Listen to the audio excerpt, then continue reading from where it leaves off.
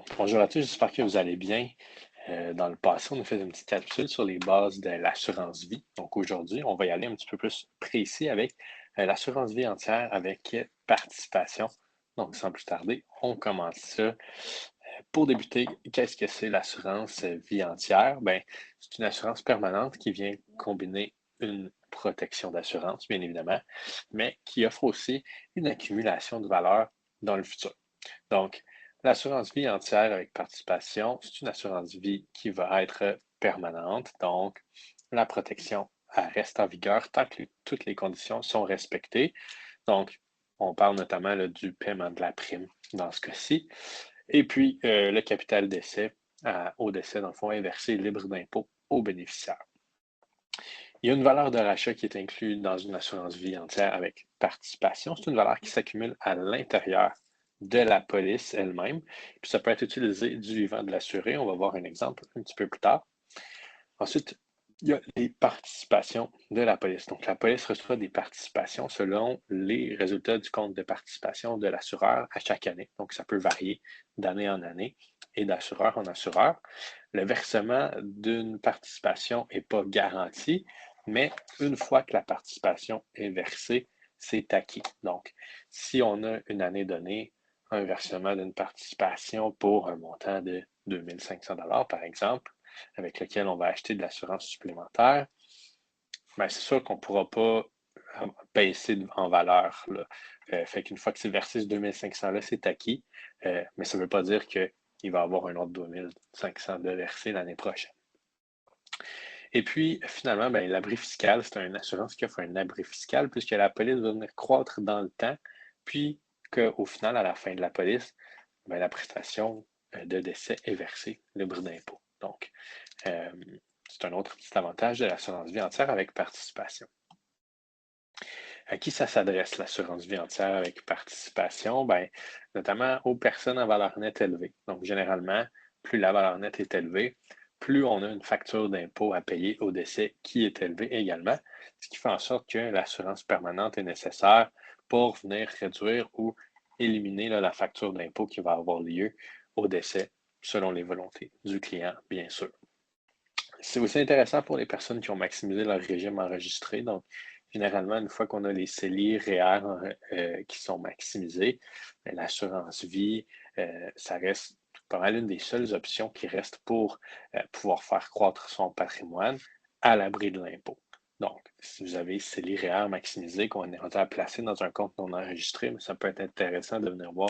Ce serait-tu plus avantageux de prendre l'argent du non enregistré pour la transférer vers une assurance vie pour sauver là, puis avoir l'abri fiscal. Puis finalement, il faut être une personne avec une capacité d'épargne importante et stable. Donc, les primes d'assurance vie permanente sont quand même plus dispendieuses que les primes d'assurance vie temporaire.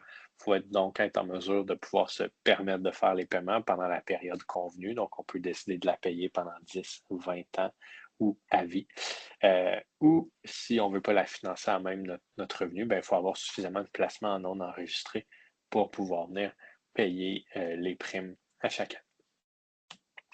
Un petit exemple ici d'à quoi ça ressemble, une police d'assurance. Donc ici, on a un homme de 45 ans qui voulait avoir une prime de 5 000 par année, non fumeur. On voit ici que sa prime de 5 000 lui offre un montant d'assurance vie garantie de 149 000, donc à peu près 150 000 Puis dans ce cas-ci, il a choisi de la payer pendant 20 ans, donc à 65 ans, on a fini de la payer. On peut venir voir ici la valeur de rachat total, donc la valeur de rachat qui croît, comme on a mentionné plus tôt. Donc, au fil du temps, cette valeur de rachat-là augmente, puis le montant d'assurance vie totale augmente également. Ça, c'est le montant d'assurance qui augmente en raison des participations qui sont versées au sein de la police. Et puis, à chaque fois qu'une participation est versée, le montant d'argent de la participation est utilisé pour venir acheter un montant d'assurance additionnel, ce qui explique la croissance du montant. Ce qu'il faut savoir, c'est que le montant de valeur de rachat ici, on peut venir le toucher de notre vivant. Donc, par exemple, à 70 ans, monsieur aurait un 190 000 auquel il aurait accès pour venir financer certains projets de retraite s'il le désire. Un autre point important, c'est de venir voir le rendement de la stratégie.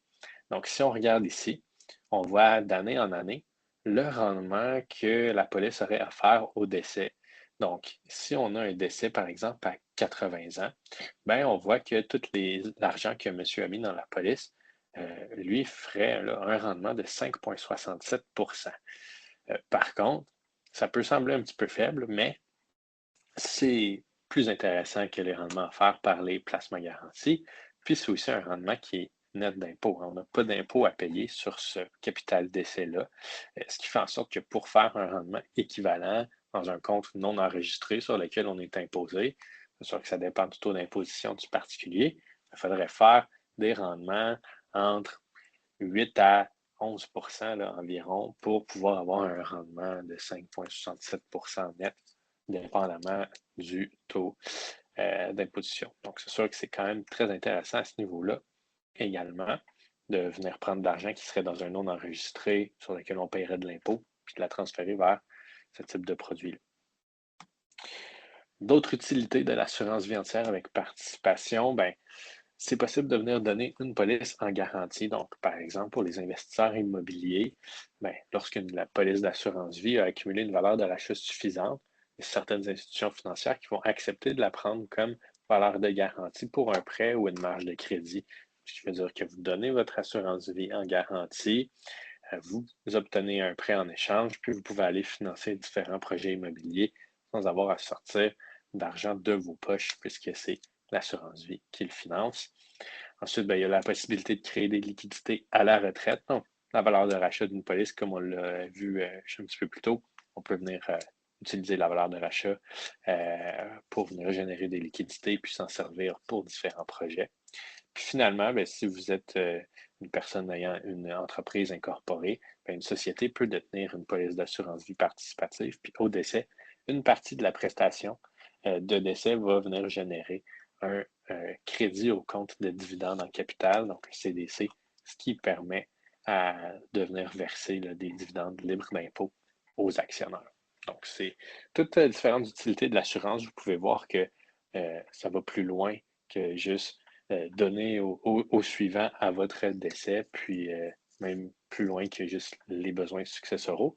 Donc, si vous avez d'autres questions par rapport à l'assurance vie entière avec participation, n'hésitez pas à nous écrire, puis on pourra regarder votre situation ensemble. Donc, sur ce, je vous souhaite une bonne fin de journée, puis on se voit dans la prochaine capsule.